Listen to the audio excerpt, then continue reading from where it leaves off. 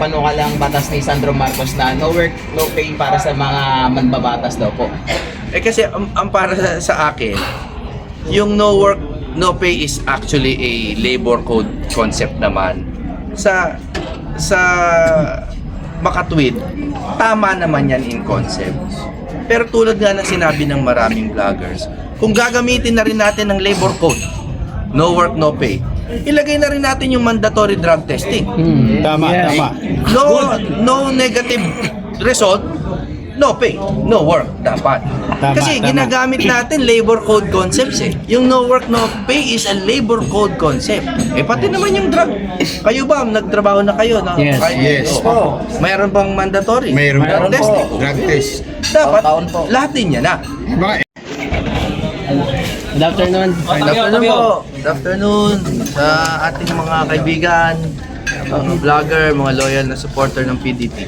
Attorney, mensahe lang po sa, yun nga, bago-bago lamang na balita na pumanaw yung kapatid ni dating Pangulong Duterte.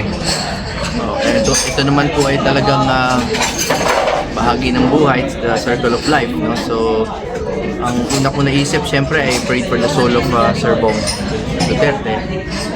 Pangalawa, iniisip ko yung Pangulo natin, no? Si Pangulong Rodrigo Duterte. Naisip ko kung ano kaya ang mararamdaman niya, no? Na malayo siya nung nangyari ito. So, I pray for him also. Pangatlo, naisip ko parang puro laging malingbong yung nabibigyan ng ganitong kapalaran, pero okay lang. And we pray for his the eternal repose of his soul. Yes, Attorney. Attorney, yung mensahe nyo na lang po sa impeachment complaint laban kay VP Sara ngayon. Hindi po natin mapipigilan ang mga tao na mag-exercise ng kanilang political right, no, to file an impeachment complaint. However, ako po ay naniniwala that we are really living in legally murky or dark times, no? Kasi may mga butas talaga ang konstitusyon natin, no?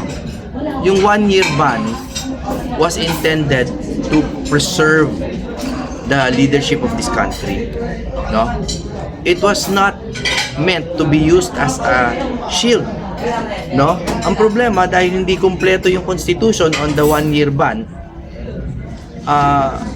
na-diskartehan na tuloy ito ng mga ibang tao to create preventive or protective filing of impeachment complaints. Hindi ko po sinasabing yan ang nangyari, but it is a possibility na nag-file sila ng mahina na impeachment complaint para po ma-protect for another year against impeachment ang ating Pangulo. Hindi po yan pagtira sa Pangulo. Ito po ay pag-assess ng ating konstitusyon at ng proseso na siguro pag dumating na tayo sa punto na pwede na nating i-amend o i-revise ang ating konstitusyon, dapat lagyan na natin ng konting detalye pa yung impeachment process nang sa gayon ay hindi na siya maging open to bad or biased interpretation. Yun. Yes. Attorney, kung yung naunang impeachment complaint laban kay BP ay na-declare na unconstitutional, ito kayang pagkakataon na ito ngayong pinail nila, malaki ba ang posibilidad na umakyat ito sa Senado? Yung una kasing complaint, yung last year, Yes. was declared unconstitutional because of procedure. No, not because of substance. So, yung bago ngayon na against VP Sara, baka natuto na sila. Kaya sa totoo lang, procedurally only, mas may pag-asang lumipad ditong impeachment complaint na to.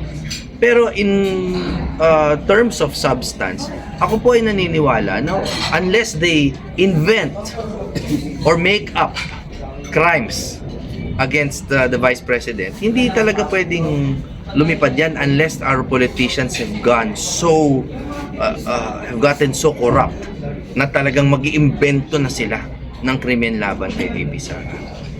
No? So, palagay ko naman, naniniwala ako na it is to the interest of our leaders pa rin and our lawmakers na wala ng impeachment na mag-process. Pagpapantayin na lang nila yan. Sana. Wala na yung kay BBM, sana wala na rin yung kay Sara.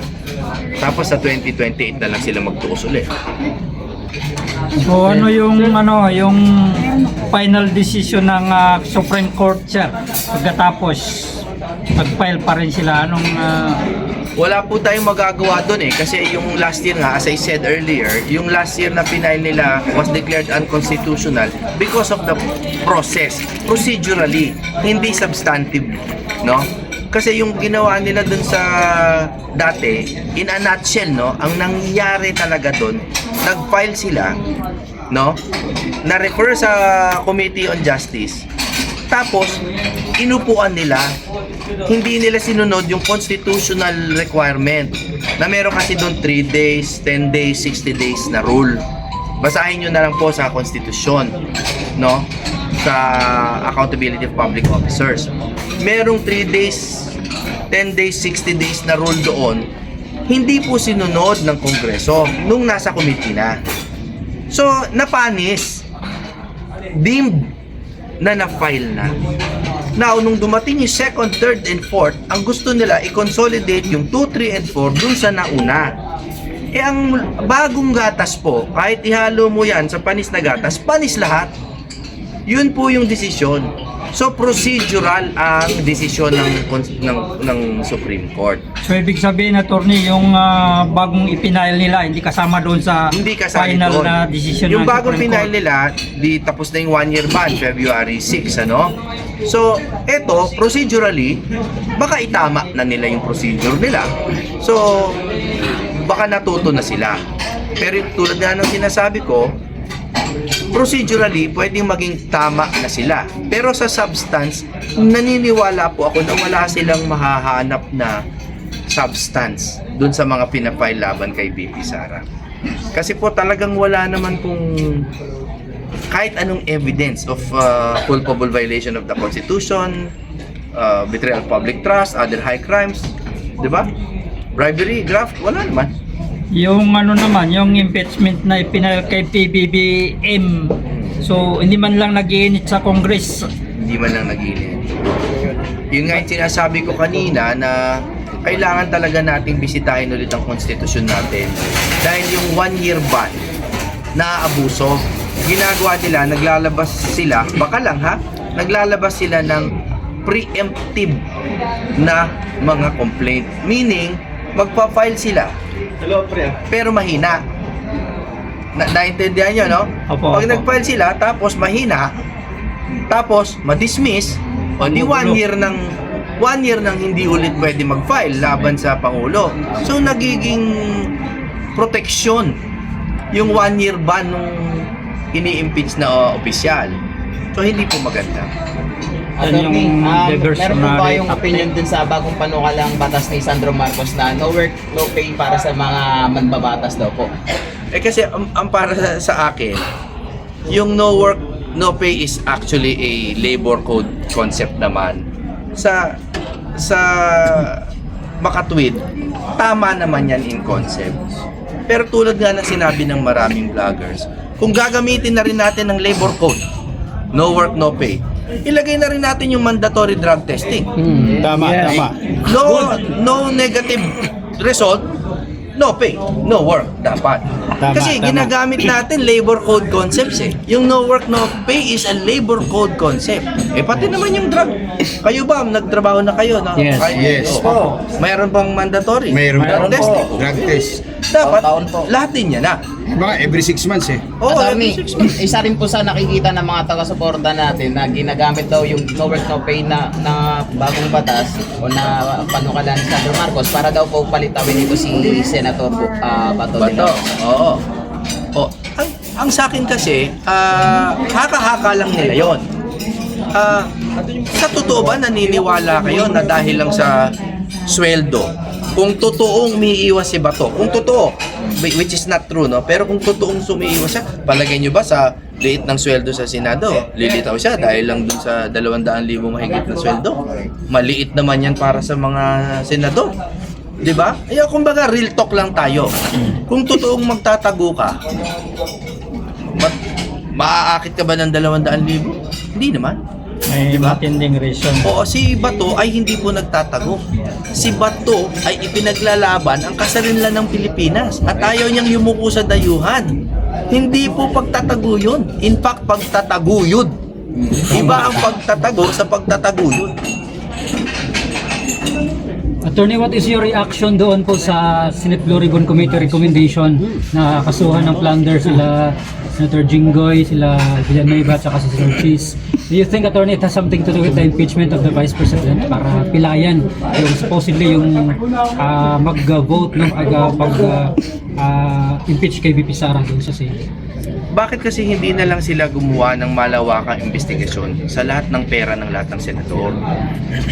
Bakit hindi nila gawin na kalkalin na lang ang lahat ng pera ng lahat ng senador at hanapan ng pinanggalingan? Para makita talaga nila na hindi pinag-iinitan yung mga tatlo lamang na hindi gumalaw dun supposedly sa impeachment ni VP Sara last year. 'Di ba? Kasi hindi ko sinasabi na tama yung sinabi ninyo na politika lang yung kay Cheese, kay Joel, pero kay Jinggoy. Pero tama si Miriam Defensor Santiago nung araw na sabi niya, Lord, bigyan niyo lang ako ng isa pang buhay para isa-isa kong imbestigahin ang salin ng mga ito. Bakit ba hindi na lang ganun ang gawin nila? Para hindi sila ma-accuse na ng iipit lang sila ng kanilang political rival. Maraming salamat, Attorney, at congrats. Laki na nung baby.